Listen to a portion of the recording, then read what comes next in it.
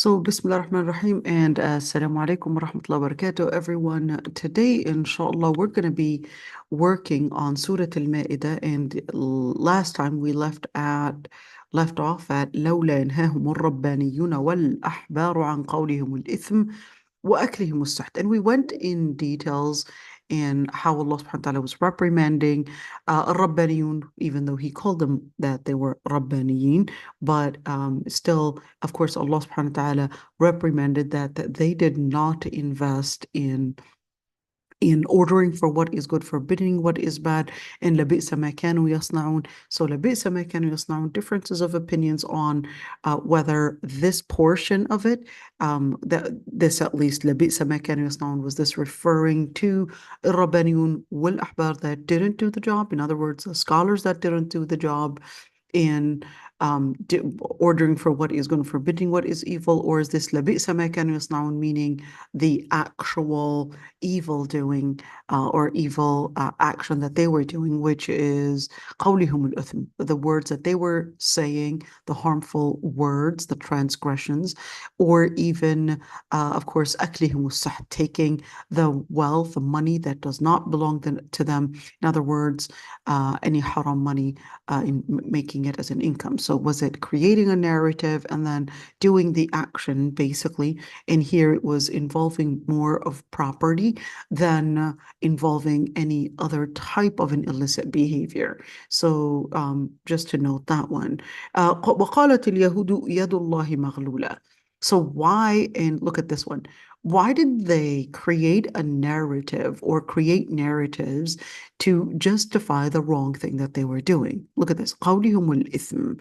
So the main thing that they were doing was creating a narrative of falsehood, and then this narrative of falsehood was this قولهم الإثم, that they had said يد الله مغلولة, or is قولهم الإثم basically creating narratives to justify taking other people's wealth? In other words, things like interest, things like scamming, things like fraud, etc. Was that what was considered as akli suht and taking haram money? So it would involve, and remember this statement, al-ibra bi'umum al-lafzi la bi khusus al-sabab, that the whole theme is dependent on the comprehensive statement and not necessarily the particular case that this was involving. So when we're speaking about قولهم الإثم, is it involving that this is what they said and what the Yahud were claiming? So the following ayah, let me just read what it says in English. وقالت اليهود يد الله مغلولة. And the Jews had said that the hand of the Lord Almighty is short, but this is not to mean a short hand. This is an idiom which basically refers to describing a person that is stingy. Okay, so this is an idiom right there. And here they were referring to Allah subhanahu wa ta'ala being stingy, meaning that they had considered that Allah subhanahu wa ta'ala was not giving them enough wealth, which basically they wanted to make that as justification to why they had to find other means in order to make some income, which is by, of course, أكلهم السحت. أكلهم السحت, taking money that is haram, because they justified themselves that it was why it was permissible and why it was justifiable to use interest, to probably scam, fraud, the list goes on, because they considered, well, it's really God's fault, basically. And certainly Allah subhanahu wa ta'ala said, غُلَّتْ أَيْدِيهِمْ وَلُعِنُوا بِمَا قَالُوا. What is غُلَّتْ أَيْدِيهِمْ? So it's Allah subhanahu wa ta'ala is basically saying, well, they're the ones that their hands are actually stingy. In other words, they're the ones that are so centered around their wealth. لُعِنُوا بِمَا قَالُوا. I want you to look at this one, a couple of things here.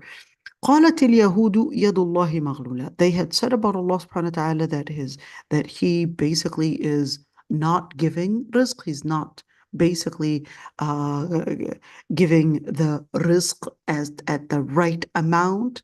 And Allah subhanahu wa ta'ala غُلَّتْ أَيْدِيهِمْ. So this is important to keep in mind, where, of course, in general, in fiqh al-uqubat, we would say الجزاء من جنس العمل.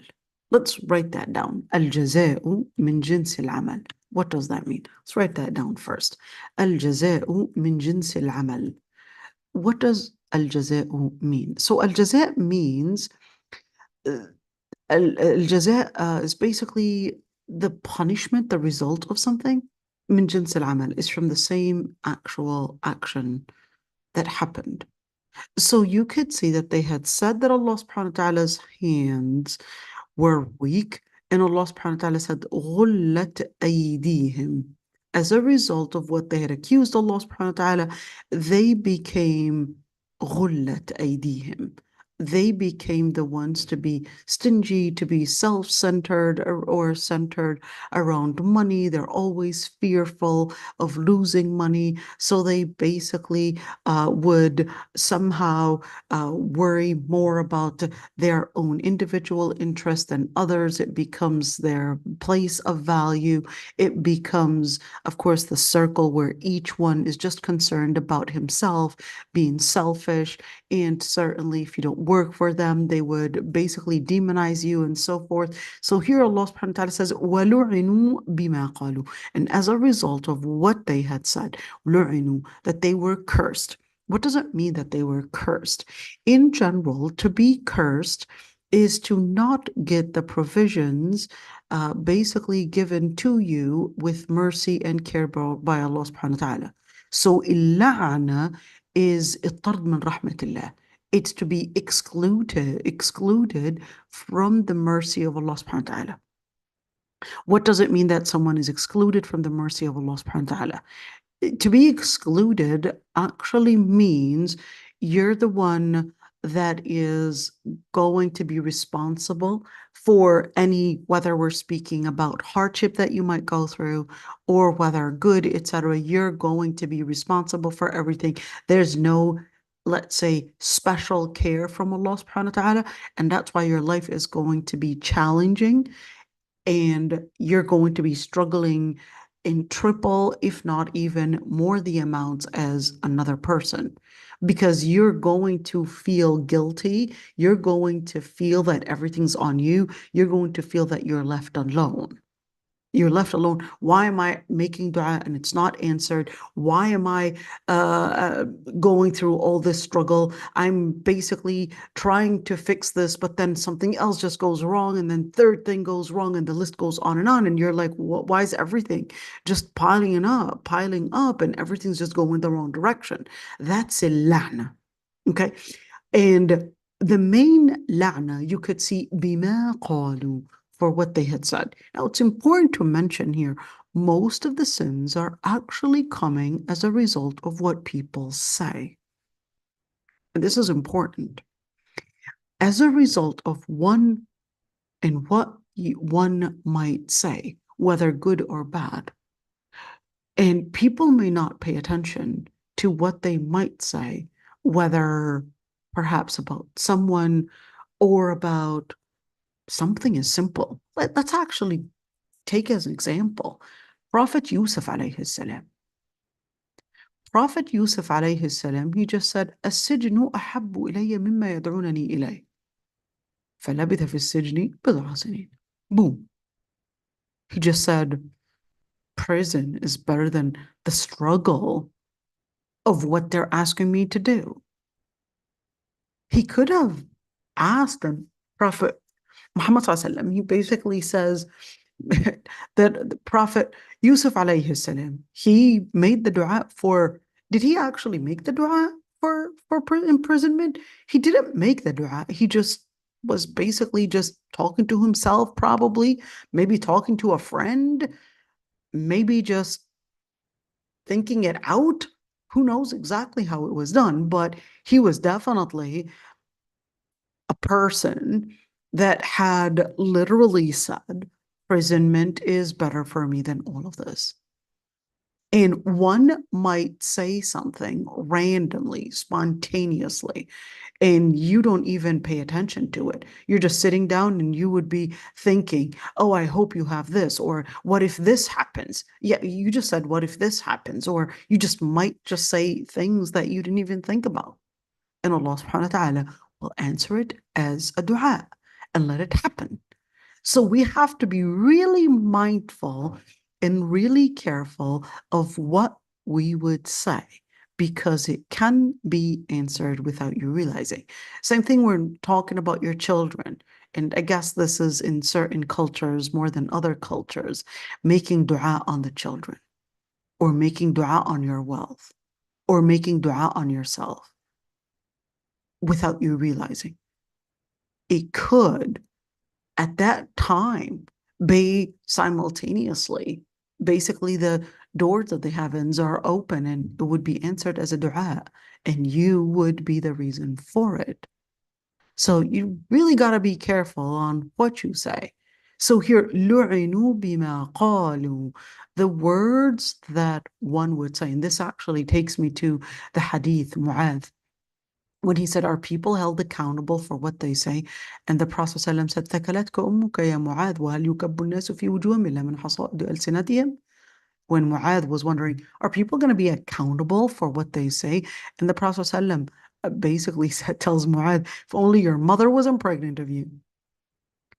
Aren't most of the people thrown in hellfire, whether على وجوههم or على مناخرهم, on their faces or on their noses, as a result, and most of it is really as a result of what they had said?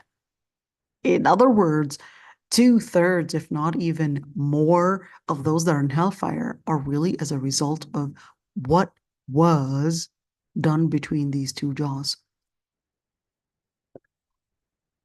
Takes me to another hadith when the Prophet ﷺ said, whoever would guarantee the piece of flesh that is between these two jaws, these two bones, basically the jaw bones, and what is between the two thigh bones, you would guarantee me that you're only going to use it the halal way, I would guarantee you Jannah.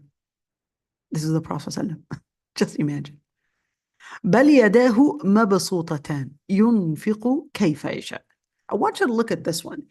I'm going to take you to Tafseer al-Qurtubi for a bit. I'm going to take you just a little bit farther. So just pay attention to this one, because without you realizing, there is a huge and a whole firing debate between two groups of Muslims just discussing these issues. Let's look at this one. Now, I want you to look at this one. Let's see, where was it? بل يداه مبسوطتان. Oh, just this word.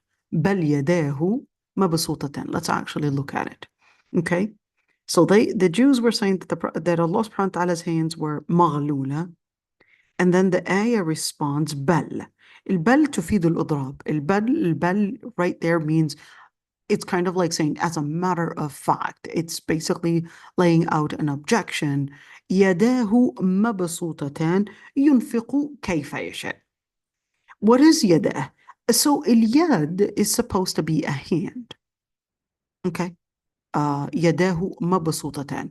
مبسوطتان, if we are to say يداه مبسوطتان to mean both hands are open, wide, well, that would mean we're talking physically. But if we are to say يداه مبسوطتان, and this in لغة عربية is actually known to also being a word as interpreted metaphorically, to mean basically يداه, when we say in لغة عربية somebody's hands are open, this isn't talking about physically, but this would be describing metaphorically, and it's basically an idiom to refer to someone being hospitable, generous. Okay. Now here's the thing. You do have two groups. I never want to talk about this, but I think it's important to just let you be aware of it. You've got Ahl al-Hadith and you got the Ash'ari. Okay, what are those? Okay. So Ahl al-Hadith would, or let me say before I even start with that, this whole debate is mainly a result within perhaps the third, fourth century, third, fourth century, Hijrah. The Muslims were getting a lot of the different books, theology, theodicy, and all the different books that were coming from different parts of the world, whether we're speaking about India or Greek books or whatever country, the Muslims were basically bringing it in order to benefit from all those sciences / civilizations and basically use it. Well, you also had the Muslims take in a lot of the philosophies that were discussing, of course, the understanding of theos, what is God, and how do we understand God, divinity, and all these different things. And then that brought in something called ilm al-kalam. I want to look at this one. Well, ilm al-kalam, it didn't just end where they translated those books. No, they went farther and wanted to use the same, let's call it debates, the same interpretations on Islamic text as well. So they went in details, and then you had two groups forming. How do we understand the names and attributes of Allah subhanahu wa ta'ala? Do we understand the names and attributes to being just names and attributes, basically describing Allah subhanahu wa ta'ala and just leave it as that? We recognize that we're not supposed to be, of course, giving some kind of a derogatory or a condescending description of Allah subhanahu wa ta'ala. Both groups, Ash'ari and also Ahl al-Hadith, would say the same thing. So that's number one. They would all agree we're not supposed to be using any derogatory or condescending descriptions for Allah subhanahu wa ta'ala because they're all Asma'ullah al-Husna. They're all supposed to be good. Let's say the second one. They both agreed that we don't want to do tashbih. What is tashbih? So tashbih is some form of a simile comparing Allah subhanahu wa ta'ala. So in English, it's called anthropomorphization. And they both agreed that you don't want to describe Allah subhanahu wa ta'ala as a creature or give that comparison, because the second that you would do that, that means you had limited Allah subhanahu wa ta'ala within, let's say, a limit of a creature. And therefore, if you limit Allah subhanahu wa ta'ala, you're not giving the honor to Allah subhanahu wa ta'ala. Well, they both agreed on that. And then they both said, well, we can't do tajseem either.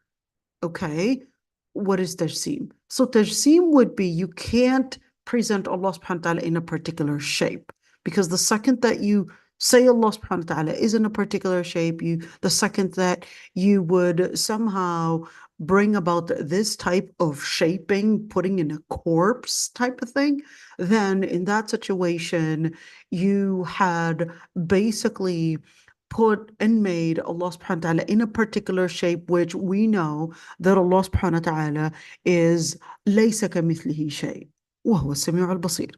So the ayah in Surah Ash-Shura, they both used it and interpreted it in different ways. They both admit لَيْسَ كَمِثْلِهِ شَيْءٍ. There's nothing like unto Allah subhanahu wa ta'ala. And وَهُوَ السَّمِيعُ الْبَصِيرُ. In number 4, they basically did not want to go in one ta'til. They didn't want to go in where some of the names and attributes were ignored. They didn't want to ignore any name and attribute. They basically wanted to affirm these names. So here's the thing. This debate, when we're speaking about, for example, this ayah, بَلْ يَدَاهُ مَبْسُوطَتَانِ. So Ahl al-Hadith would say, this ayah is literally saying, يَدَاهُ مَبْسُوطَتَانِ, his hands are open, And there's another hadith where the Prophet ﷺ said, "Kilta yadayhi yamin," both hands are right, and therefore we're going to understand that that's it, something that yaliqu bijalalihi. So Ahl al-Hadith would say, well, we're just going to leave it at that. We're just going to say, literally, this is what it's saying. Therefore, we're not going to say anything, but that in a way, we're going to take the words literally, and we're going to keep in mind that it's a way that fits his glory. Al-Ash'ari, on the other hand, they said, wait a minute, by saying that yadah and making and saying that he's got a hand and that he's got a leg or any or eyes or ears or etc., you just committed tajseem right there. You just right there created some form and created some here tashbih or anthropomorphization, which basically is what would lead you to a form of paganism without you realizing. So, of course, there's this huge debate. I'm not going to go in it. Sometimes I would say it's more of a futile debate, to be honest. I don't like getting into this debate simply for a number of different reasons. This is all ghaib. And to go into this debate of ghaib where the words are going to stay the same. And this is all part of the unseen. At the end, when Allah subhanahu wa ta'ala mentioned all of this, it was for you to recognize that Allah subhanahu wa ta'ala is magnificent in himself, in his essence, and magnificent in his fi'l, in his actions. That's all that matters. To go in details and question whether this actually is metaphorical, this description, or whether it's physical, etc., all of that debate, anyways, Allah subhanahu wa ta'ala is part of al-ghaib. And focusing on this debate had really wasted a lot of Muslims' energy. I feel that this debate in itself is a sad debate to see the ummah wasting energy and at each other's throats on things that are considered of alam al-ghaib. We can be using that energy in perhaps responding and refuting to atheism, postmodernism, all these different things that are right now coming at the ummah. That's what's even more dangerous. So then you'll have some scholars, because as a result of this debate, would literally do takfir on other scholars. So I've heard some scholars, because al-Qurtubi basically adopted al-Ash'ari's interpretation, and that this was metaphorical.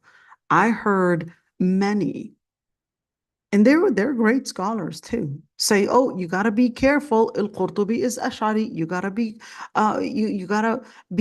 careful with how you would use the book, and etc. And it's like, oh, you want to right there disregard all the ilm because of just a note here and there that he had described that this was metaphorical.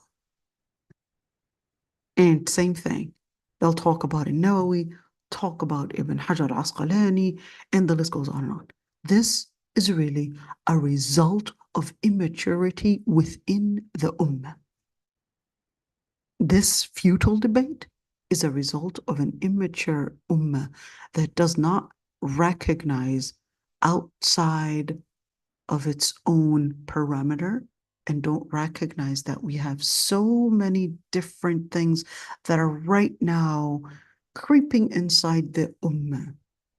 Atheism, liberalism, secularism, feminism. Look at right now, of course, you could see we're looking at perhaps even a third world war happening. And if nuclear power is there, that's probably going to mean 5 billion people getting killed in just a matter of 72 hours. Just imagine that. And we're right there seeing in the worst disgrace ever in perhaps Muslim or at least Ahl Sunnah's situation. Probably one of the worst. It's not the worst, but one of the worst situations that we're in, where you see the people of Gaza, over 42,000 had been killed. Who are the ones that are funding the resistance? It's basically the Shia. Where's Ahl Sunnah? Oh, Ahl Sunnah. Let's see, we're talking about Jordan that basically obstructed the missiles that were coming from the Shia to hit Israel, and the Houthis, which are Shia, that are basically the only ones that obstructed the ships from entering the Red Sea in order to aid Israel. And we're talking about the Sunnis or the Munafiqeen, basically in UAE, that are literally, and CNN was basically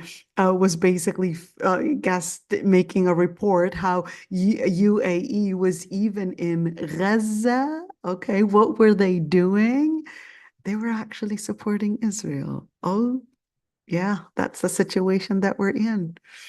That's the situation that we're in. And certainly we go right now in another debate. How and what should we do with the Shia, they're kuffar or not? It's like, you do recognize that Israel is right now not caring Shia or Sunnah. Right now they're aiming at creating the greater Israel. So you can go ahead and work on that debate, but someone else is working on a different kind of an action. You can go ahead and start debating on how do we talk about Sunni and Shia. Right now, this is definitely a life and death issue. Yes, I know what they had committed in Syria, but guess what? Right now, we're all on the same boat. Right now, Israel is actually planning for a greater Israel. You know what? In other words, the Syrians are not going to be protected, neither the Lebanese going to be protected, neither the Jordanians, neither the Iraqis, and neither the Saudis. Good luck. And oh, did I forget the Egyptians? Neither the Egyptians. In other words, the whole Middle East is going to be in danger. And we're right there going into a futile debate.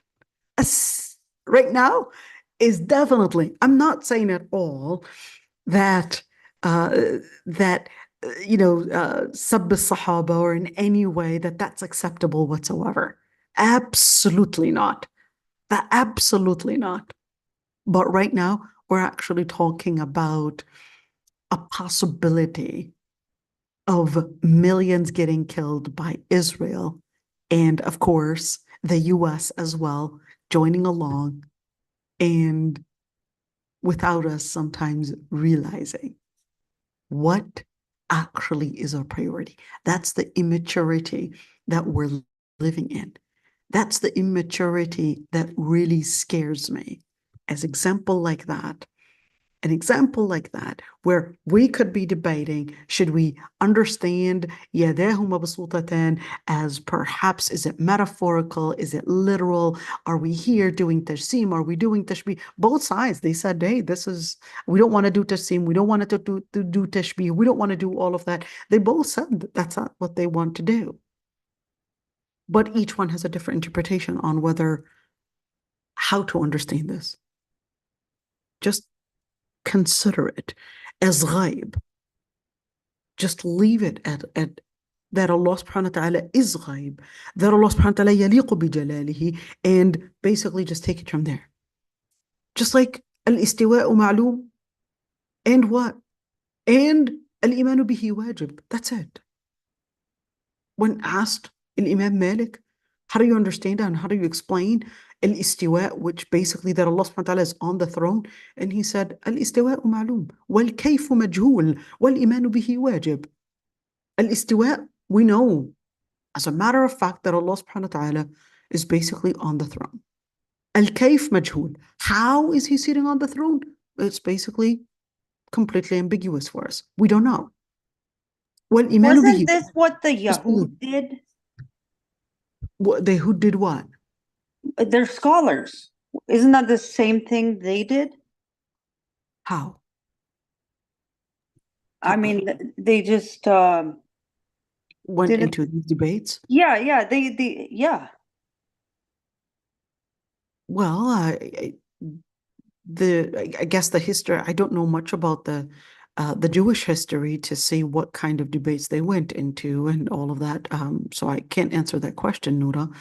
But you want to keep in mind the Prophet ﷺ did say that we are going to be divided into more divisions than the Yahud's divisions themselves. Just keep that one in mind. In other words, we're going to be, in terms of divisions and in terms of debates and in terms of, these subcategories, we're actually at a worse place. Unfortunately, just keep that one in mind. We're actually in a situation where it's definitely needing lots of attention just to preserve ourselves. Because we could be in a situation where certainly we could be putting ourselves in more fitna without us realizing. So just to keep that one in mind. And subhanAllah, sorry about that. I stopped the video for the sister. I know she probably didn't know how to do it. Okay, let's continue right there. And of course, when we're speaking about this ayah, بل يداه مبسوطتان ينفق كيف يشاء. I want you to look at this one. ينفق كيف يشاء was the key word here. يداه مبسوطتان. We don't really know what and the details of how يداه مبسوطتان, but we just know, one, that the Lord Almighty is a generous Lord, that he's the one that gives the provisions, and he's the one ينفق كيف يشاء, the provisions that he gives. So there are certain af'al, there are certain actions for Allah subhanahu wa ta'ala. The names and attributes, they vary. So when you're looking at the names, Allah subhanahu wa ta'ala is always going to be al-Hayy. He's always going to be the eternal. Allah subhanahu wa ta'ala is always going to be al-Qayyum. He's always going to be within his essence as the one that is self-efficient. The Lord Almighty is always going to be Al-Aziz.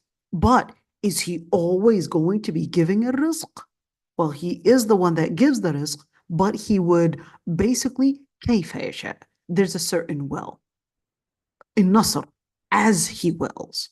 So there are certain actions that basically are, let's say, determined by Allah subhanahu wa ta'ala on how much to use and what to do with that. So that's why, because that is related with Al-Alim Al-Khabir, Al-Hakim. But that's because Allah subhanahu wa ta'ala is all-knowing. That's because he is Al-Hakim. He is the wise one. So therefore, it doesn't necessarily mean, if we're talking about here, that yunfiq, that he's just spending and spending and spending and just giving. The Yahud understood it, that if the Lord Almighty is supposed to be as basically the center for giving, that means it's supposed to be in continuous giving and not necessarily based on some form of wisdom or some form of, let's say, an estimated number. They're understanding that no, he's supposed to be continuously giving because this is what a God is supposed to do, just give. But Allah subhanahu wa ta'ala said, no. Allah subhanahu wa ta'ala, certain actions, he will have to determine how much to give of it and how much to give of his shifa if he wills. He chooses because he is al-Alim, because he is al-Hakim. So then in that situation, certain attributes or certain, let's call it that, certain attributes that are basically relating to actions, those would be determined, or at least by Allah subhanahu wa ta'ala, determined by Allah subhanahu wa ta'ala as to how he decides it is to be done and when and how. But there are certain names, they're not going to be dependent on a certain number or value. Just like al-Hayy, just like al-Qayyum, he will always be. It's not as he wills, because he had already determined that that's what he is. He's eternal. He is ever efficient. He is al-Alim. He is the all-knowing. He is al-Qadir, etc. Now, that's why you would see some of the names and attributes would basically be, I would say, conditioned kayfa yasha, as much or as based on what he considers is the right amount or the right way or the right timing. So this is important. So is Allah subhanahu wa ta'ala Shafi? Yes, he is. But I made the dua and he didn't answer. If he was a Shafi, he should have actually cured that person. We would say, wait a minute. No, you have to keep in mind that Allah subhanahu wa ta'ala is a Shafi. That doesn't change. Not because your child or your loved one is not cured, that doesn't mean that Allah subhanahu wa ta'ala ceases to be Shafi because you wanted that cure to happen. Allah subhanahu wa ta'ala is still a Shafi. But he has the ilm and the wisdom to when he would practice a shifa, for example, in this case, and when he would not give shifa. For what? For a wisdom that he knows. For some knowledge that he had kept. And he knows what and how he would determine his powers and how it would basically be.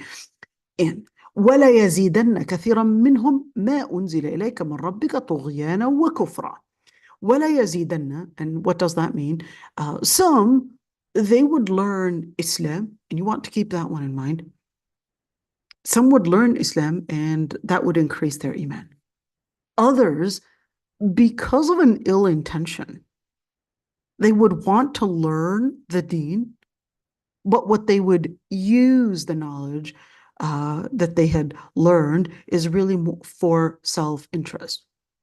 So if it suits them to basically use this ayah or hadith, basically because it benefits them, they'll basically say, well, this is what Islam says. Here we go. I want it. But if Islam is asking them to do something else, then they would basically, ya'budullah ala harf. They would be at the edge. Oh, that's too much. I don't see that that's fair. And then they would leave Islam. And this is common. Let's see, oh, ready to leave Islam if it basically is asking them that there's a certain investment that you would have to put in. And that's why Allah subhanahu wa ta'ala said, وَلَا يَزِيدَنَّ كَثِيرًا مِّنْهُمْ مَا أُنزِلَ إِلَيْكَ مِنْ رَبِّكَ طُغْيَانًا وَكُفْرًا.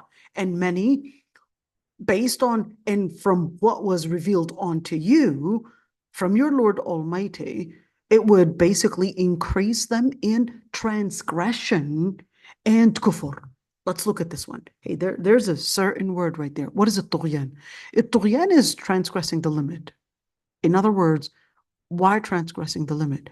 Because they considered that the ayat that were revealed were putting a limit and basically telling them, hey, this is where you went wrong. This is what you had done right. And this is what you need to correct. So to them, no, we're not going to accept that. So what would they do? Well, because they were self-centered, they were living that they were basically God. They were the ones that defined what's right and what's wrong. So when the ayah would be revealed, putting a limit and identifying, I guess, the right and the borders, the right and the wrong, that's when, of course, they would then be even keener than before in order to basically instill and infuse their own selfishness and their own interest. Kufra, even though the ayat were revealed, they were supposed to see, it was supposed to be a place that would not get them into tughyan. What's the opposite of a tughyan? The opposite of tughyan is basically to submit to Allah subhanahu wa ta'ala. It's basically to submit to the words of Allah subhanahu wa ta'ala, to submit to his level. Al-adl, that's the least. Justice, that's the least. Al-tughyan is when you're going beyond the limit. Al-kufr, the opposite of it, is al-iman. So what it was supposed to be doing is, if a person had iman, it would put them to order, which basically is the opposite of tughyan, and it would put them in iman. But a person that doesn't have iman in their heart, they're going to basically transgress the limit. They're not going to stop at one point because they're just going to keep going down. And there's no limit to how far down you'll go. You're going to keep on going down and down. There's no limit. In al-kufr, there's no limit as well. Well, what is the limit? So Allah subhanahu wa ta'ala, as a result of their tughyan and kufr, and as a result of their self-centricity, that didn't just go as an individual influence, but that went on a community level. And Allah subhanahu wa ta'ala says, أَلْقَيْنَا بَيْنَهُمُ الْعَدَاوَةَ وَالْبَغْضَاءَ. On a community level, it basically resulted into animosity. Al-adawa. Animosity, al-baghdha, and hate.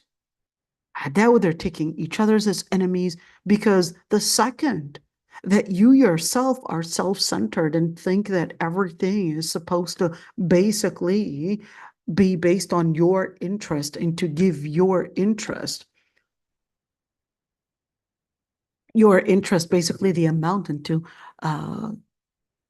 be covering your needs, then what's going to happen on a community level? If everybody is living with that khuluq, with that mannerism, then what you're going to find, a whole society basically living with that khuluq, and therefore the resultant implication of this mentality, of this behavior, is that you're going to be finding a whole society that is right there living and as an enemy to one another, and as basically and hating one another إلى يوم القيامة, till judgment day.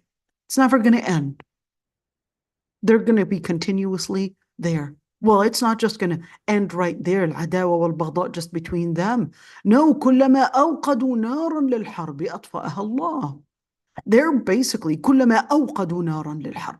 They would continuously, every single time, they would basically start and find a way to start basically the fire of war.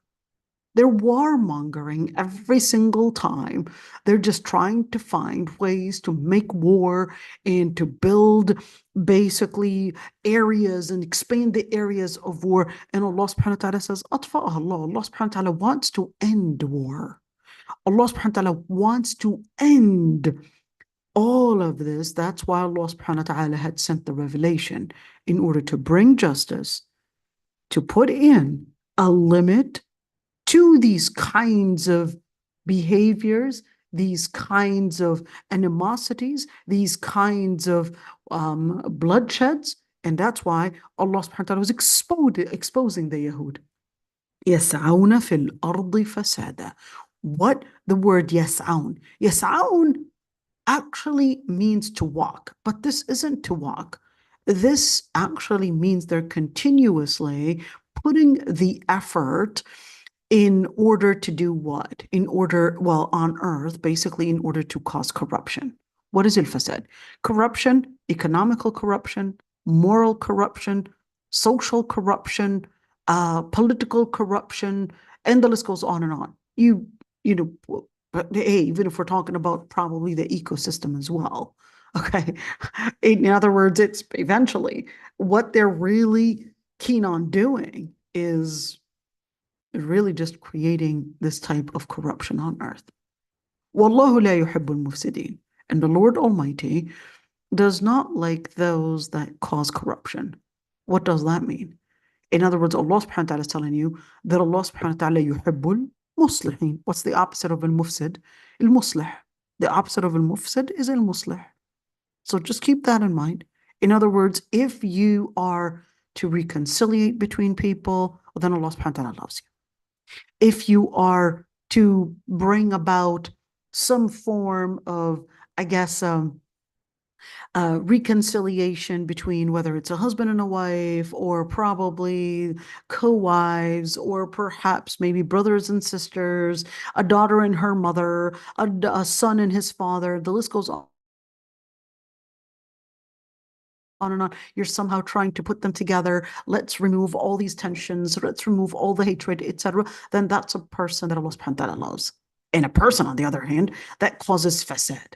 Somehow, every time they would sit with this person, hey, it's this person's fault, and they're just talking about them, then what they're fueling is really nothing but animosity, fueling hate, fueling war, fueling, of course, something that Allah subhanahu wa ta'ala told you that He does not like. Then certainly just see it right there. What are we really doing? Let's look into some of the things that relate to this ayah. قالت اليهود يد الله مغلولة. Ikrama said, well, there was, who's Ikrama? Ikrama ibn Abi Jahl. You know Abu Jahl, the famous chieftain from Quraysh? It's basically his son. Oh, he became Muslim? Yeah, that's Ikrama right there. How did he become Muslim? So he became Muslim when the Prophet ﷺ conquered Mecca. Here's what happened. Ikrama got so scared that the Prophet ﷺ in 8th year Hijrah, that the Prophet ﷺ went into Mecca. So Ikrama's wife had already become Muslim, but Ikrama ran away and basically reached the borders of the Red Sea. He ran away. He was like, that's it. I'm going to get killed. So Ikrama's wife, she came to the Prophet ﷺ and she said, he's a good man. Please give him, safety. He'll learn the deen, etc. Give him safety. Just, kind of like promise not to kill him. She was really trying to right there, I guess, intercede somehow. And the Prophet ﷺ promised her that he would be safe. Well, that's not only Ikram ibn Abi Jahl, but that's the same thing with Safwan ibn Umayyah. Umayyah ibn al-Hakam, the guy that was torturing Bilal ibn Rabah, and Bilal ibn Rabah is screaming out, Ahadun Ahad. Yeah, it's basically that man's son, Safwan. And that Safwan was actually considered kind of like a company and a weapon company's chief. Well, they don't call him a chief. They call him a CEO. Yeah, so that's basically what he was. He was basically a leading figure for weapon companies. All right. So Ikrama, then when his wife gets, I guess, the confirmation from the Prophet ﷺ that he won't be harmed, she basically runs after Ikrama and says, the Prophet ﷺ promised that you would be safe. He promised me that you would be safe. So I basically took her word for it and came back to Mecca. Safwan ibn Umayyah, he didn't believe when his friend went to him and told him that the Prophet ﷺ was promising that you would be safe. So he basically said, no, I need some real serious confirmation. So the Prophet ﷺ gives his own turban to basically give it to Safwan ibn Umayyah's friend in order to basically confirm that he'll be safe. Safwan ibn Umayyah, of course, becomes Muslim. All right, so Ikram, he said, this is Finhas ibn Azura. Who is that person? And Ashaba. Now, here's one thing. Some names like this Finhas, we don't really know who that is. Basically, it seems like some kind of a chieftain during the time of the Prophet ﷺ. He was a Jewish man, and they had certain money. And then when they had denied the Prophet ﷺ, and the Prophet ﷺ asked them to basically pay the diya, because they were already living, of course, within the authority, of course, of Medina. Therefore, the Prophet ﷺ, if there is, we're talking about a government right there. The Prophet ﷺ was a government, so they had to pay a certain tax. So that's when the Prophet ﷺ asked them to pay a certain tax. But then when they had denied the Prophet ﷺ, and certainly they didn't have enough money, so they said, well, his Lord is basically stingy or a poor Lord. And here the Lord was basically preventing giving us from any provisions. But I want you to look at right there. So al-Tabari mentions the story and he said mukhtasara. So it was more of a brief story, not really all the details. And of course, it seems like there was some story at the time. We don't really know the details of the story and what was really said that probably resulted in the revelation for this ayah. And a lot of these stories that you would see, a lot of times we don't really have an accurate record of them. Okay, and that's why you could see the Mufassirin would say qila, which basically is a term called tad'if. What is tad'if? التضعيف actually means that it's indicating that this is a weak interpretation. قيل لما قال قوم هذا, that certain, and it was said that there were some people that basically, of course, from the Yahud, they basically said that the Lord is not giving them enough. And then you had other groups from the Yahud, they didn't stop them. In other words, it was like, oh, well, someone's saying that, not a big deal. And of course, that's why this ayah said, صاروا كأنهم بأجمعهم قالوا هذا. So in other words, do all the Yahud actually believe about God that he is somehow selfish, a selfish God? And we would see in the Torah or the Old Testament, I know those are two different things, but they generally have the same ideas and generally the same stories. But anyhow, so when you're looking at the Torah, of course, the Lord wrestled Jacob and eventually Jacob won God. Okay. And the Lord was looking for Adam in the heavens because he didn't know where he was hiding. And of course, so you could see that in the Torah or in the Old Testament, God is like a human. So that's why you would see all those depictions. Well, the Yahud don't depict God, at least in an actual at least painting.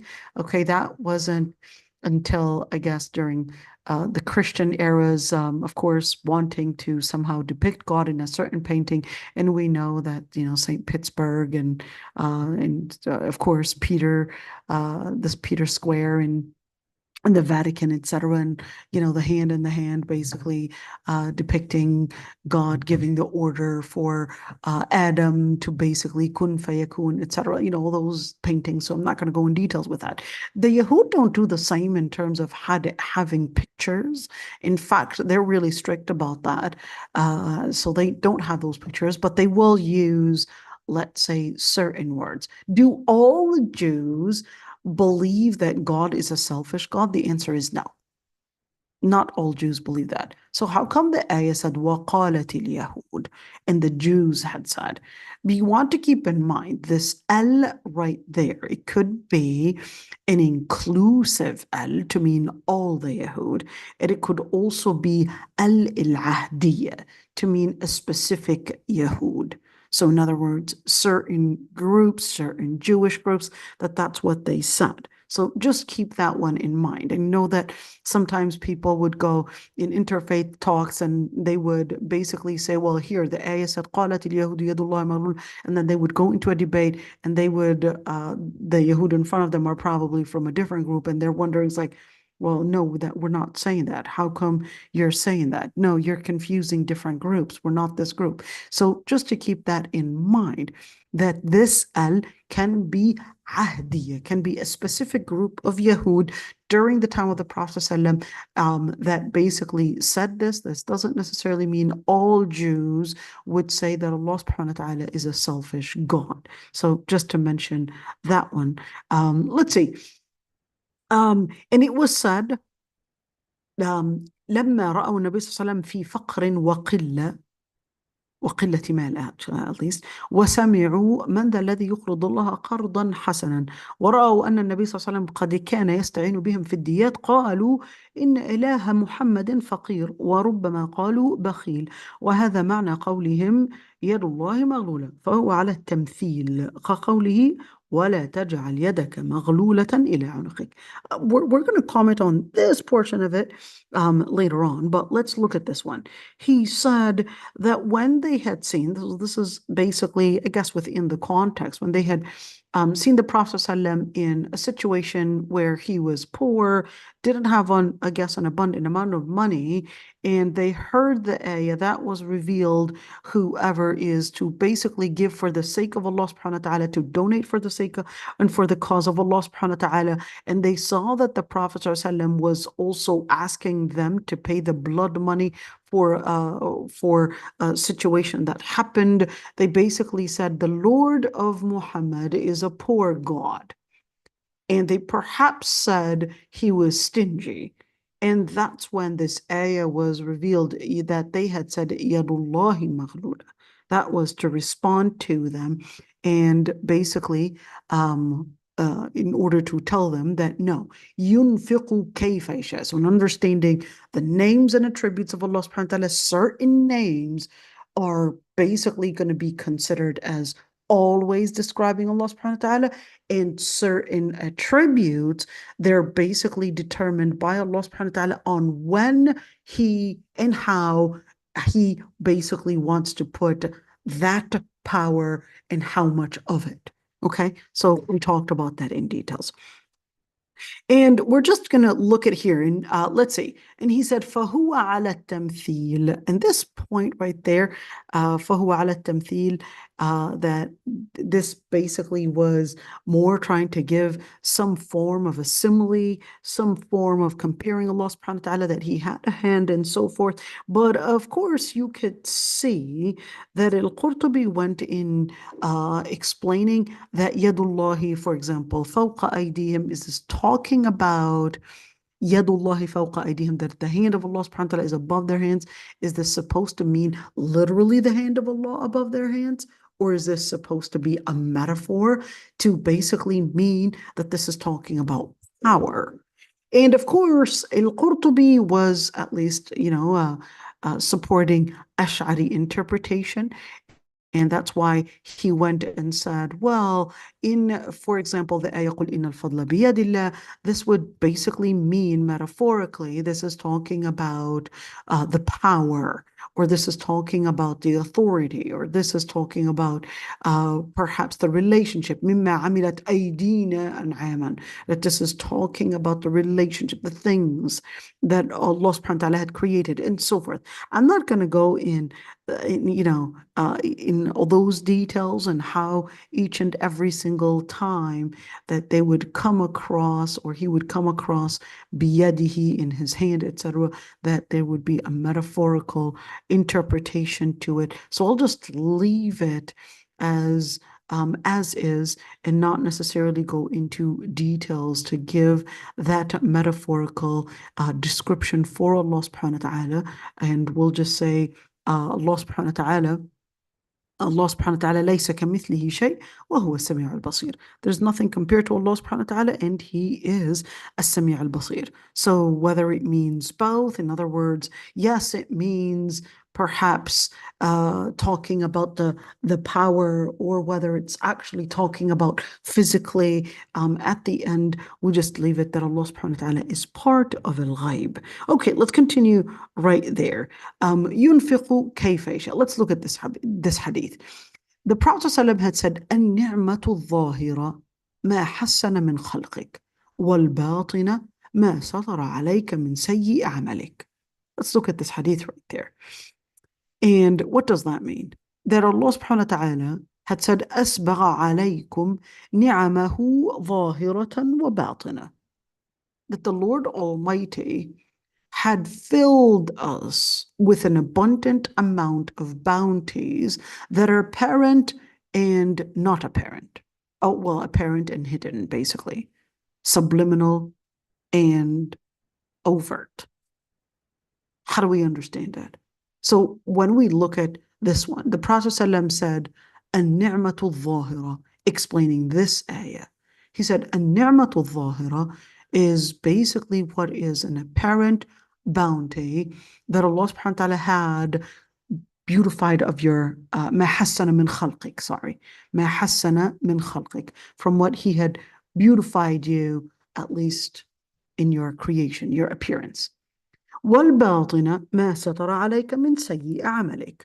الباطنة, or the, let's call it the inner or hidden, basically ni'mah, the hidden bounties, is what Allah subhanahu wa ta'ala had covered of what you probably were concealing inside about perhaps your intentions. You know, you could be doing certain behaviors and basically not being too open about it and really hiding the actual intentions of why you choose to do this or that. If people would have known, they probably would have definitely, you know, left you in far distances because they recognize that you're not the person that you would really reveal about yourself. So here the Prophet ﷺ said, "Al-batina," the ni'am, or at least the blessings of Allah subhanahu wa ta'ala that is considered internal, is what he had covered of the different evil actions that you might actually conceal. And some actually said, أَسْبَغَ عَلَيْكُمْ نِعَمَهُ ظَاهِرَةً وَبَاطِنًا. That's basically talking about rain and vegetation. So without them, you would not be capable of living. So why did he actually go into all of that? He went into all of that because he wanted to support the opinion that these names and attributes, or at least if they can also have a different interpretation where they can describe Allah physically, he basically considered that the best way in order not to fall in anthropomorphization or tajseem, basically, or creating some form for Allah subhanahu wa ta'ala, that the best way is to understand it metaphorically.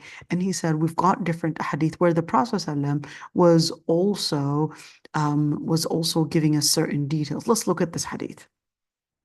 Certain details on how the Prophet ﷺ was describing, this is what he wanted to support, was describing at least the implications of those interpretations. How do we understand Allah subhanahu wa ta'ala having a hand?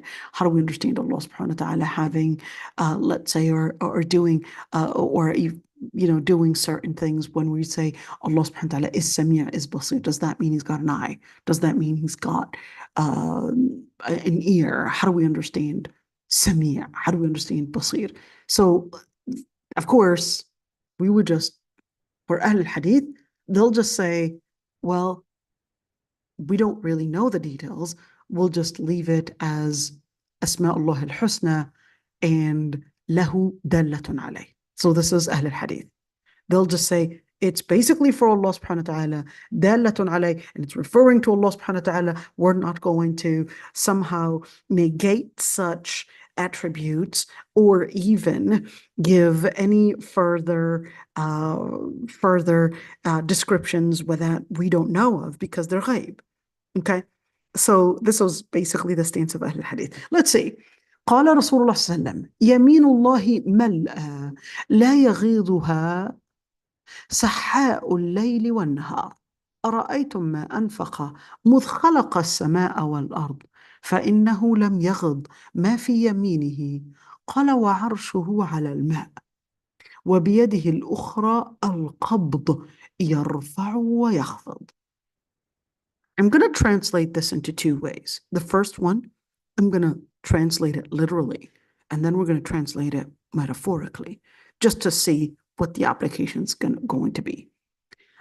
The first one, now we're going to say literally.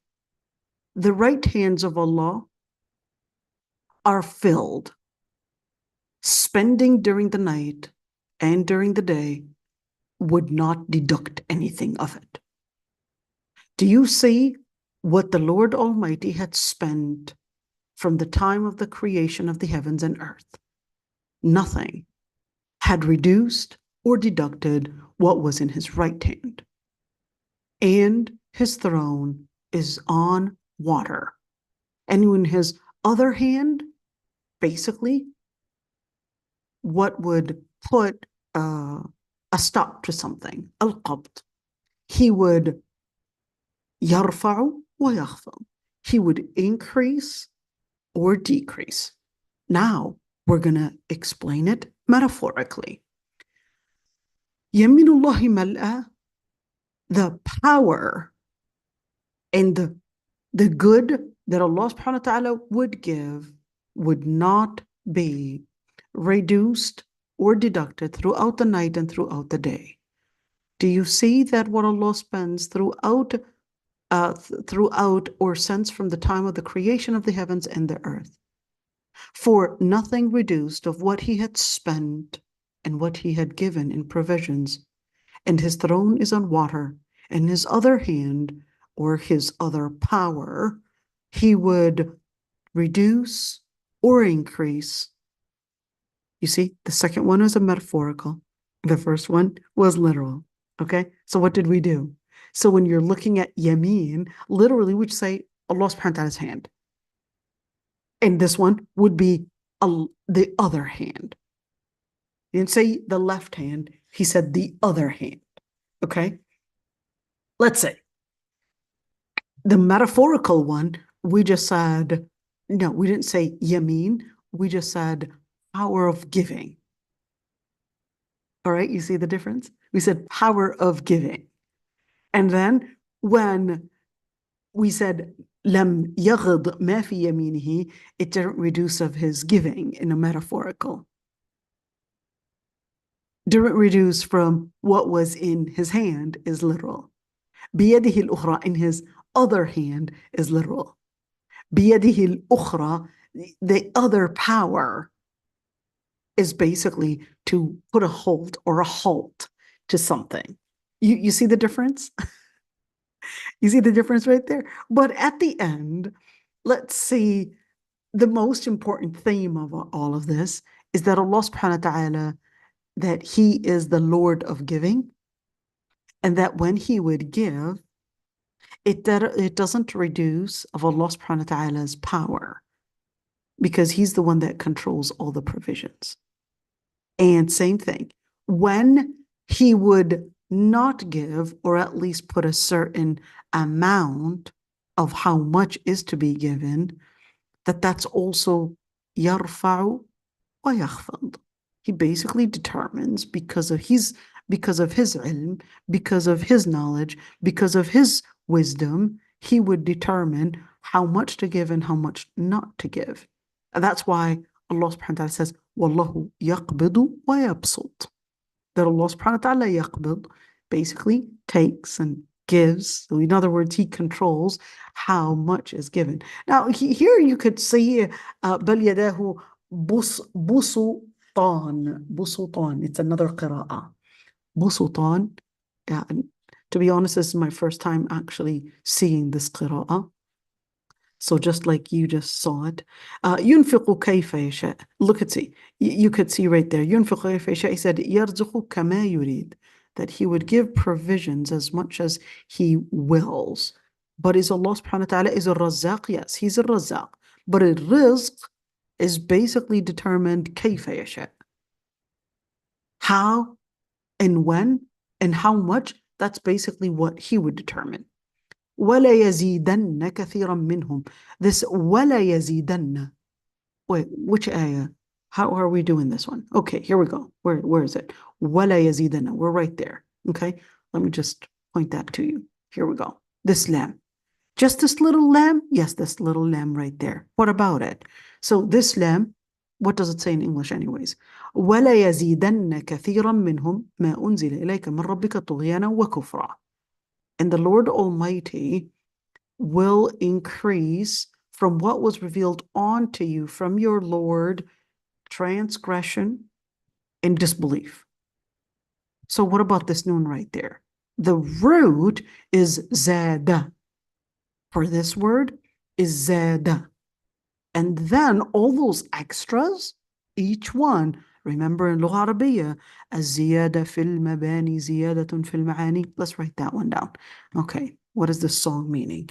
الزيادة, let's write it down. الزيادة في المباني زيادة في المعاني.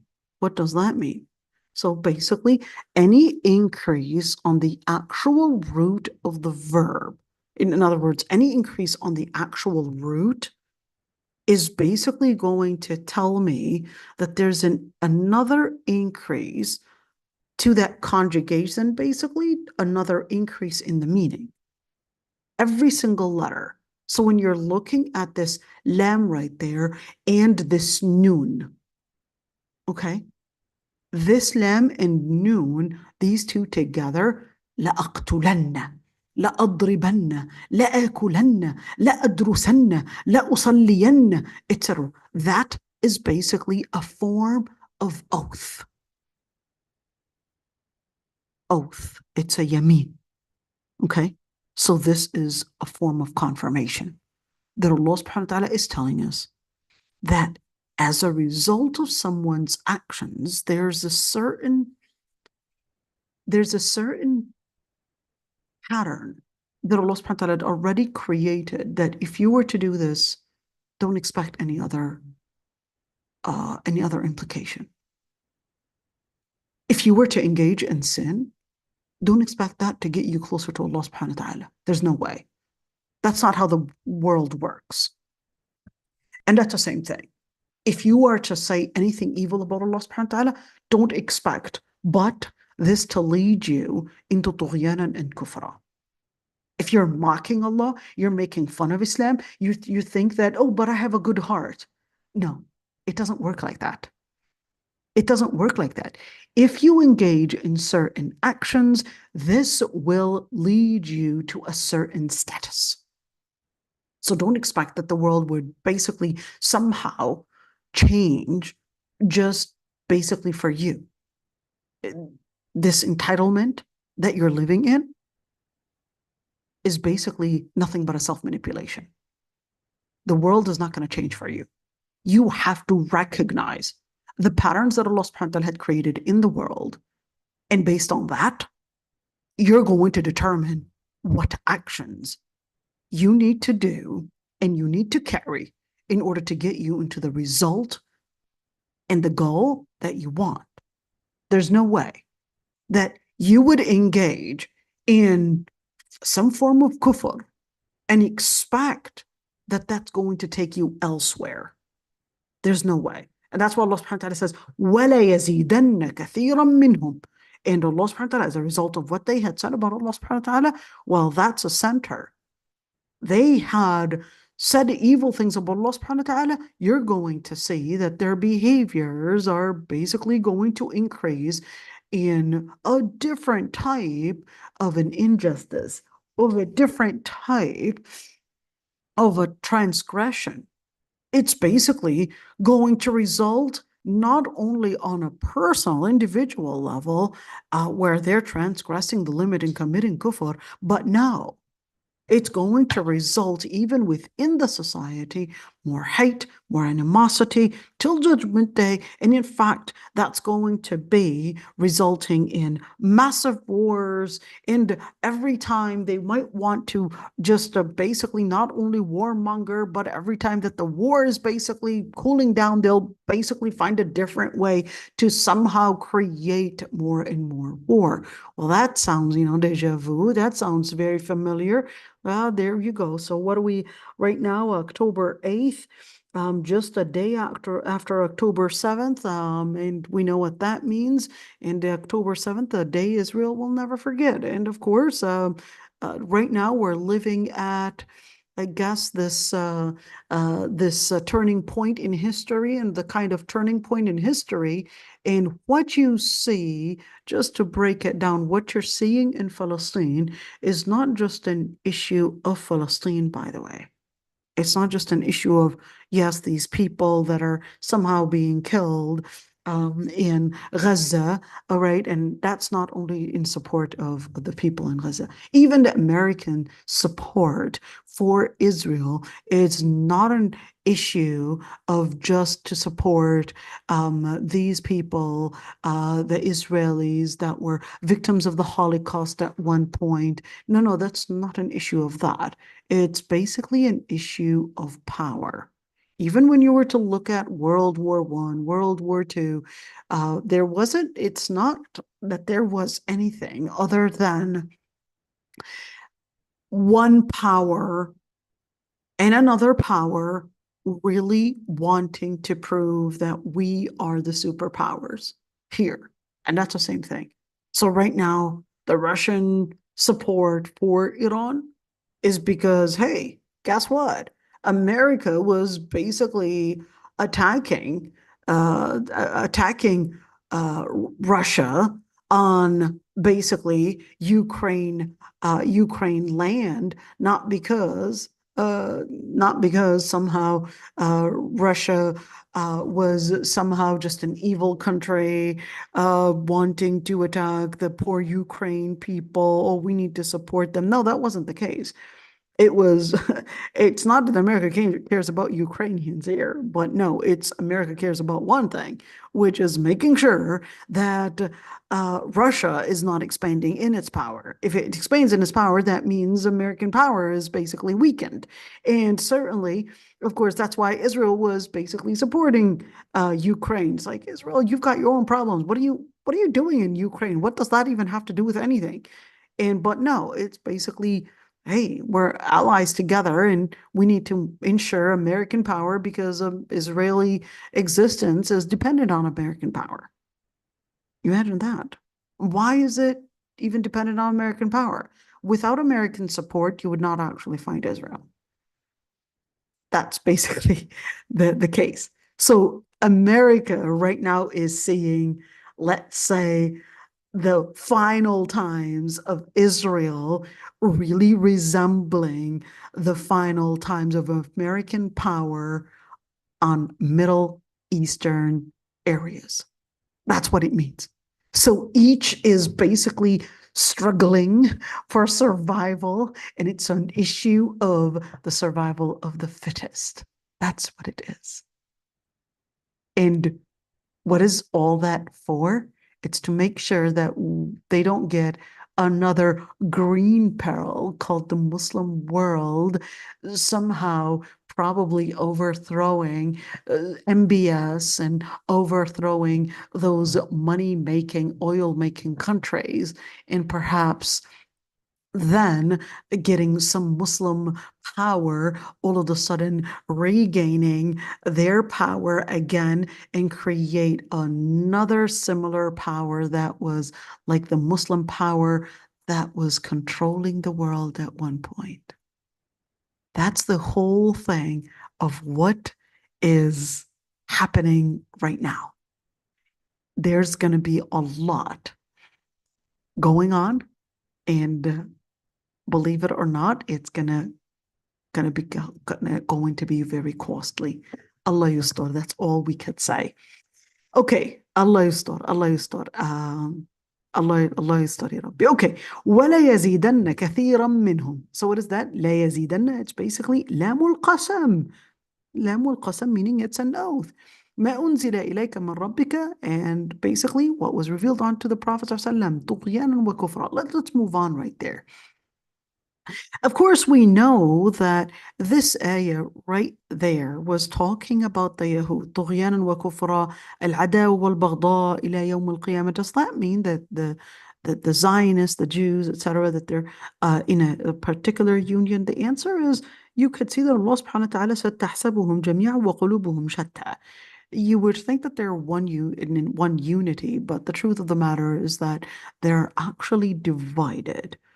And if anybody is to live in Israel, or what is called Israel, it is completely apparent. You would really see, I would be walking down the streets of the old city in Al-Quds, and so many times I would see the IDF, or the so-called Israeli Defense Force, the so-called, they would be mocking and laughing at the Vizviz, basically the Orthodox Jews. And you would think, oh, wait a minute, I thought he was on your side. You would see him as a religious person.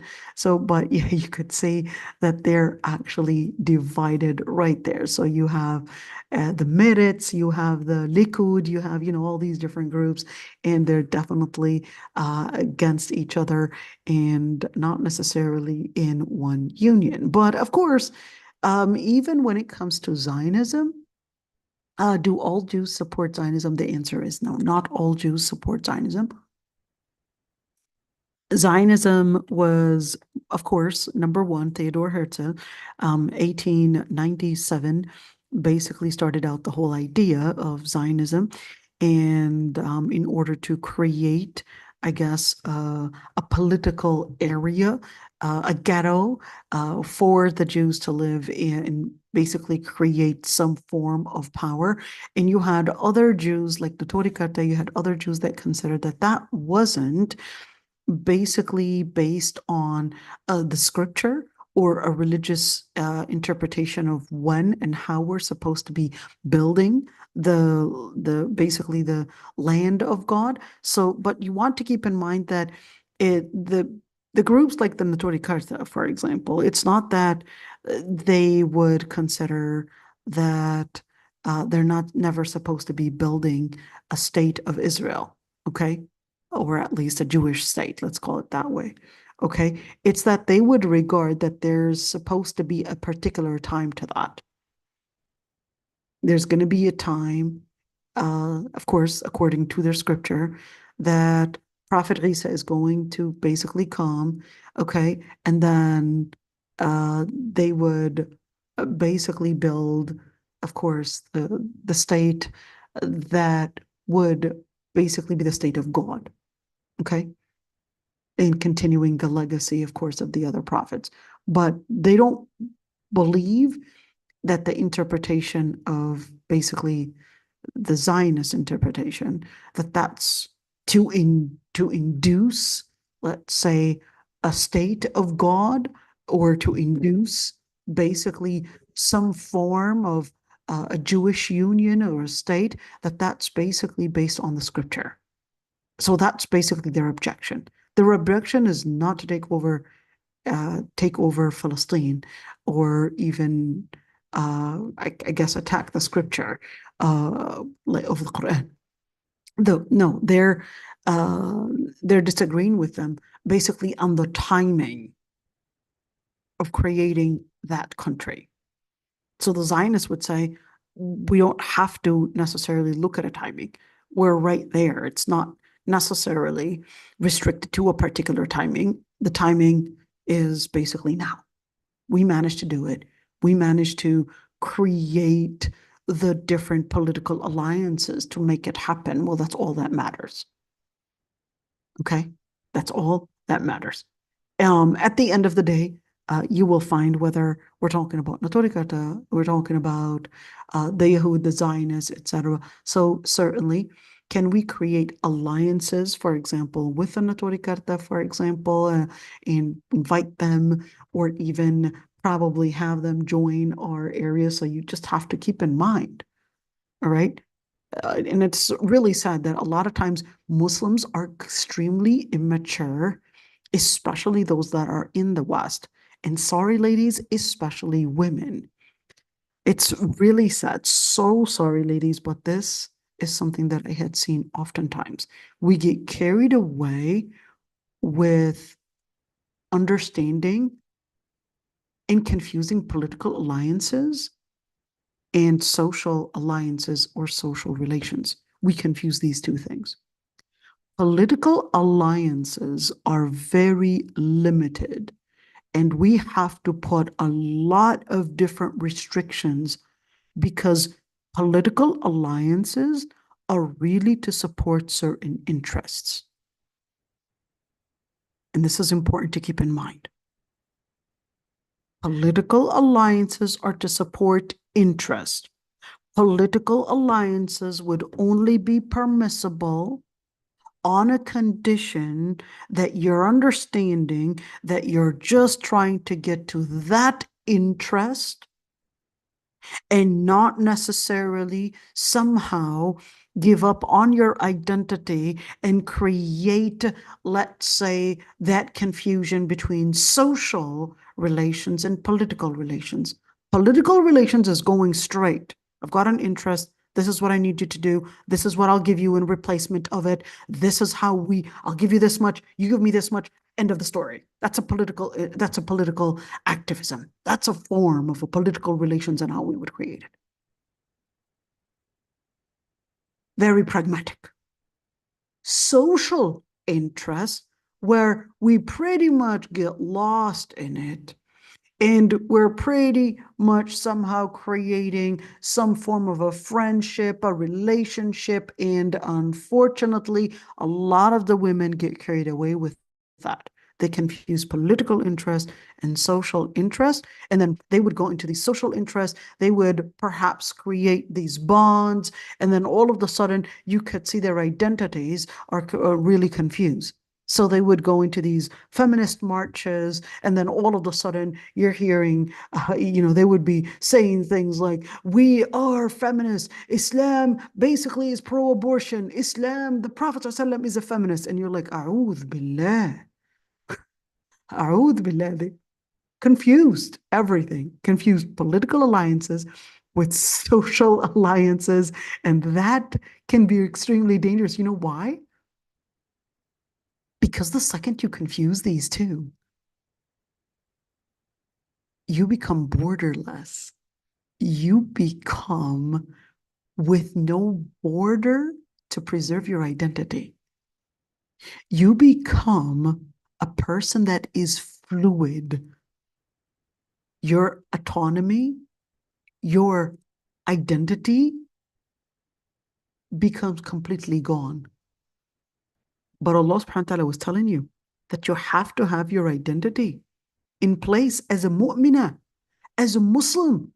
The Prophet ﷺ was literally saying, Khaliful Yahud, be different from the Yahud, be different from Nasara. You have to be completely different. You've got a certain border.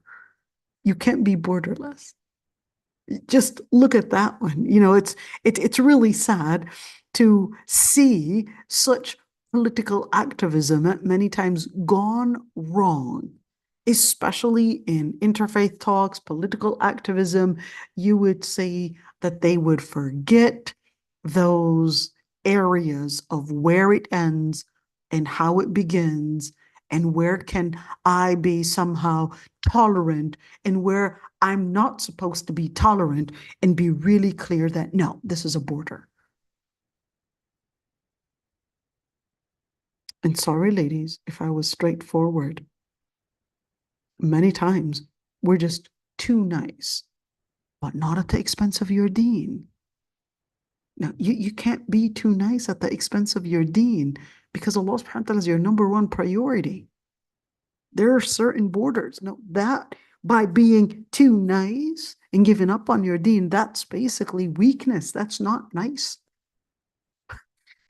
You basically, at the expense of your Lord Almighty, you wanted somebody else to be content, or someone else to be happy, at the expense of Allah subhanahu wa ta'ala's ghadab. Allah subhanahu wa ta'ala being angry at you. Are you serious? Reinterpret the word of Allah subhanahu wa ta'ala. Reinterpret what Islam says. If you don't know, hey, if you can't say the truth, don't say what is batil. You don't have to be there. If you're afraid that such activism is going to get you off the track, you don't have to be in that march. You don't have to be the person to speak. Excuse yourself. Spare yourself from hellfire. That's all that matters. If you don't know how to stay strong and don't know how to create and make sure to preserve your border and boundary, you don't have to be there. Excuse yourself. Spare yourself. Just admit that you slip easily. Therefore, just basically spare yourself from hellfire. Get to Jannah. That's all you want. And you don't have to be in that activism. Okay, أطفأها Allah. What does it mean that that every time they would start a war, Allah subhanahu wa ta'ala أطفأها. أطفأها means basically that Allah subhanahu wa ta'ala would end the war. In other words, because Allah subhanahu wa ta'ala wants to bring about peace. But wait a minute. How come Islam tells us to engage in كتب عليكم القتال وهو كره لكم? That we were ordered to do and engage in fighting, but it was hated on us, or it's hated within our nature. How is that even the case? So to start a war for the sake of starting a war is definitely not something that Allah subhanahu wa ta'ala wants us to do. Because Islam is telling us not to engage in bloodshed. But sometimes you would have to engage in war to ensure peace. How is that even the case? Islam is not a pacifist religion. There's no way that you can end injustice and end basically those that might abuse some form of vulnerability, weakness within the ummah and just let it go. No. Those that basically are watching the ummah, they're going to abuse that weakness in order to somehow enforce their culture, their ideology, their political interests on you. We see that today. You don't agree to LGBT? That means we're going to sanction you. You don't agree that we would steal your resources? We're going to kill you. That's basically what happens. So Islam basically tells you, no, don't be weak. If an injustice is coming your way, well, whether that meant preemptive war or whether that meant defense war, do whatever it takes to protect justice, to protect your community, and make sure that you basically are constantly and continuously doing whatever it takes to preserve justice, to preserve you and the society.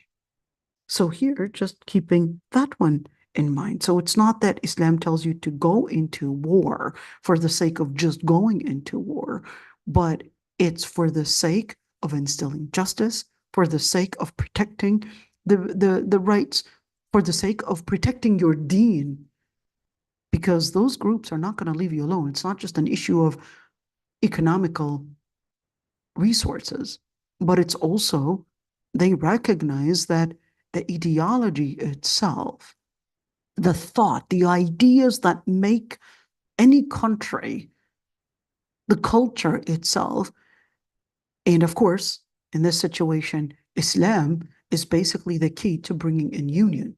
So that's why, of course, the different think tanks, they basically did whatever they can in order to change the education systems within the Muslim countries, change and, of course, fund the media outlets, etc., in order to change the ideas, change, of course, the foundation of Muslim communities to make them really subordinated to Western liberalism. That's basically the case. And before the Western liberalism, it was basically USSR. It was communism. So we had back then, okay, we had USSR, formerly USSR, in Russia at the time, of course, was basically funding and getting all those scholarships going to Ukraine, going to Yugoslavia, going to Russia in order to not only get an education, but they were getting a different type of an education. They were also getting communism as an education. They were then coming to the Muslim countries and then, of course, teaching the Muslims those thoughts. And we had the Muslim countries were at the time communist countries. You know, this is exactly like what the Prophet ﷺ had anticipated, that we would be كلما دخلوا جحر ضب دخلتموه. Whenever they would go into that lizards and the burrow of a lizard, they would basically just go in it without even thinking, are we safe? Is this the right thing to do? What happened? There's no way that the ummah would gain any form of power, any form of independence, any form of justice without La ilaha illallah first going into our minds, becoming a practice. And that is only when we're going to be able to say Allahu Akbar. That's it. سبحانك اللهم وبحمدك نستغفرك ونتوب إليك نشهد أن لا إله إلا أنت. So, any questions, my dear, or my friends? I know we kind of went into so many different topics. We just did one ayah. I was really hoping that we could continue more, but inshallah tomorrow. Can I ask, Go ahead, Habib. please? Okay. When you talk about how Allah stopped their كلما Want the ayah? what we say? كلما أوقدوا نارا للحرب Yeah, أطفأها. when he said Uh-huh. أطفأها Allah, and the way he أطفأها, that when he mentioned he sent on them when they go against what Torah asked them to do. First time he sent them بخت نصر to as a punishment. Then he sent them بطرس الرومي as a punishment. Then they Right. go فساد. Then send them al-Majus. Then at the end Mhm. send them al-Muslimin. Can we match or what's going on these days? Can we compare it with what's going on these days between? Oh, absolutely. Absolutely, we can. So they wanted to fuel a war or a number of different wars, for example, in Palestine. But you had other areas, okay, were basically resisting that, were basically going against it, were basically stopping all the attempts to create genocides. So that's basically Atfa'ah Allah. And that's the same thing when we were talking about elsewhere as well. Can we say these days any Muslim he not follow the rules of the Quran, what Allah asks them to do, make any mukhalafa, that Allah send him who is maybe adu Allah, who is not Muslim, and to make him pay attention, like warning, go back Well, absolutely. and go Absolutely. You straight find that in the Quran where Allah subhanahu wa ta'ala basically directly, tells, and like of course, he and said, sometimes it's important to mention that Allah subhanahu wa ta'ala can sometimes send another zalim for another zalim, another oppressor. There would be another oppressor to basically protect the person that is vulnerable. Why an oppressor? All right. Why? Because this vulnerable person is probably going to be too weak or not going to do a good job in perhaps punishing the oppressor. So sometimes another oppressor comes along. Another oppressor comes along and basically, let's say, oppresses the oppressor. And then it becomes those oppressors, they're basically at, let's say, a fight over power. Yeah, fighting each other. fighting each other. It's really overpowered. All right. So just to keep that one in mind, is it possible that أطفأها Allah through the Salihin as well? It is possible through the Salihin. You got some Salihin, just like during the time of the Prophet ﷺ. Of course, there were a lot of oppressors, whether it's the Jahiliyyah themselves, or whether it's the Persians, or whether it's the Romans, all right? And of course, Allah subhanahu wa ta'ala, أطفأها Allah, where Allah subhanahu wa ta'ala brought the Muslim army to basically end such oppression that they were committing. And oppression is not necessarily narrowed down to social oppression, where, yeah, we're going to be there to protect their women's rights and etc. Now,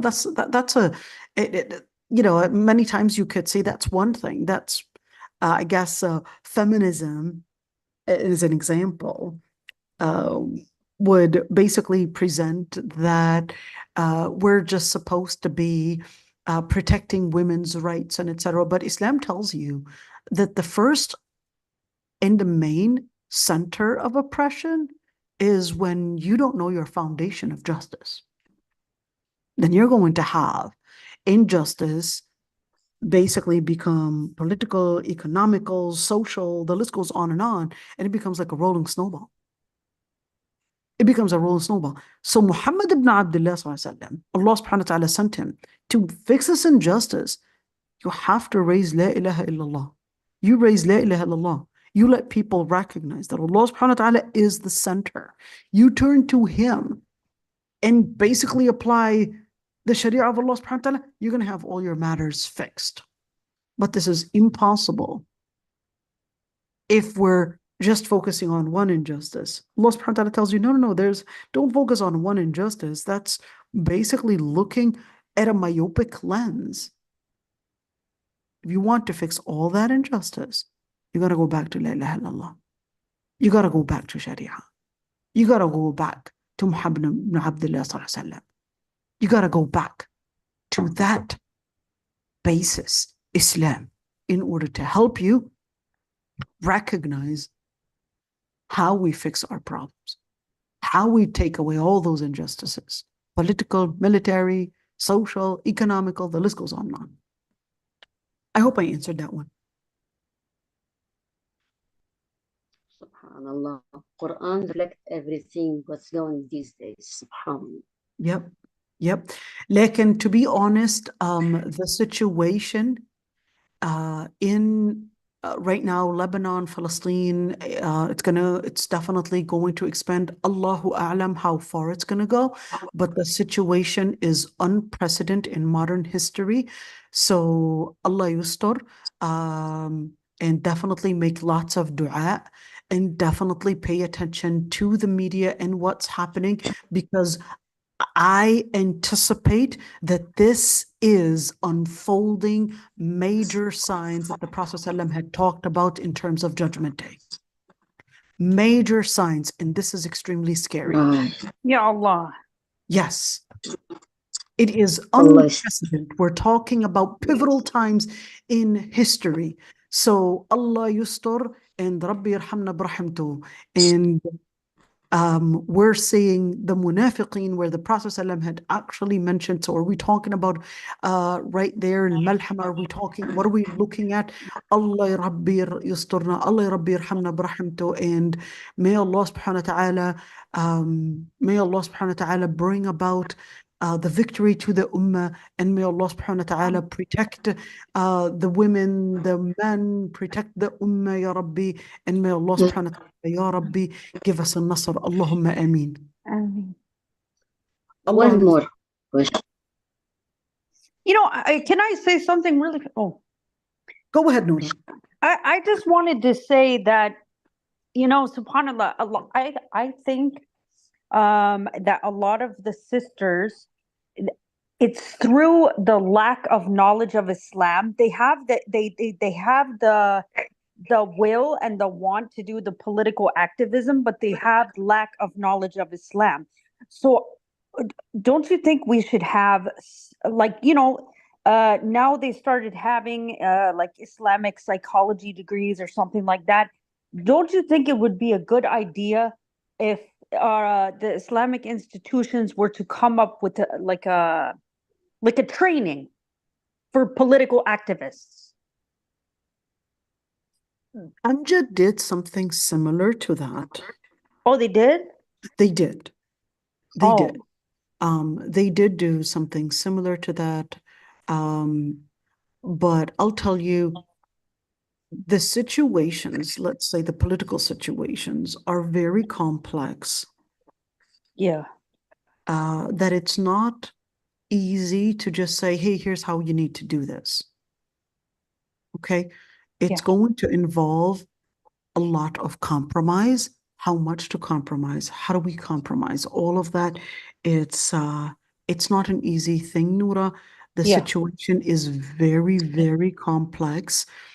Even if you are to do the training, I will also admit that the situation is going to be extremely hard to then a training here and there, because the situation in itself is all murakkaba. It's all just, built upon one another in a very complex way. It's not easy And to changing. to just say, well, yeah, this is what you need to do.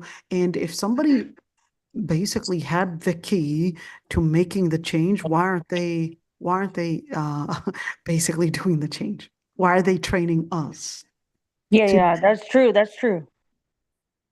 I didn't think do about the that. change if they just know how to do it? Go ahead. You understand me? It's really complex, Nura. It's not that easy to let's do some training and Alhamdulillah, I all of don't that. know much about political science, but Well, I mean, like I said, it's really important that we would understand. Yes, some are going to be working on a political end, but I think in the mistakes that the sisters are doing, okay, at least from that angle, I would say that a lot of Muslim women, I do agree with you, are unaware of their Islam, and they don't know when to compromise and when and not where the to line compromise, is. where Yeah, that yeah, line yeah. is. So I do agree with you that a lot of the sisters, they're not necessarily in political activism, but in their social, I guess, circles, they're basically doing it for political activism. But what they don't realize is that when the line ends and when the line begins, and I would definitely agree with you, that's really as a result of the lack of ilm in Islam, and they tend to confuse those lines, and they tend to easily compromise. Women are compromising beings. That's part of our nature. Yeah. We're really compromising beings, and because we're compromising beings, we are more susceptible. Pay attention to this one. Because we are, by our nature, more compromising, we are more susceptible to compromising even our deen without us realizing. This is real. Remember the hadith that we're talking about, why women and how women are basically the majority in Jahannam, etc. I know that the feminists, yeah, well, let's look on the other side, and they'll basically, start talking about, wanting to present Islam like a feminist religion, etc. No, the Prophet ﷺ is not here patting anybody on the back. It's not an issue of, yes, let's basically pat this person on the back. The Prophet ﷺ was telling you of different facts to tell you, listen, there's a certain thing that you really need to work towards. You need to work towards Jannah, and you are more susceptible to go into hellfire. You really need to be careful. Because he cares about us. Exactly. It's not an Not issue. because he hates Let's make us. a rhetoric. It's not an issue of let's make a rhetoric. Let's, let's create some rhetoric to support women, and let's, start cheerleading. It's not an issue of cheerleading. This is Jannah or hellfire. This is a very dangerous thing right there. Yes. You got to learn more about yourself. Learn more about your nature. learn more about, hey, there's something in, I guess, that you were created with, and it was supposed to do a certain function, which basically is supposed to help you, I guess, compromise with your husband, kind of get along, etc. But sometimes this compromise psychology of yours, when it's put in the wrong area, it can actually be at the expense of your faith. So you got to be really careful and just learn about your psychology so you can know how to enhance those areas that you're probably weaker at. Yeah, just to mention that one. سبحانك اللهم وإياكم سبحانك اللهم وبحمدك نستغفرك ونتوب إليك نشهد أن لا إله إلا أنت. I'm going to stop the recording right there. And where was I? I'm not in the political, I mean,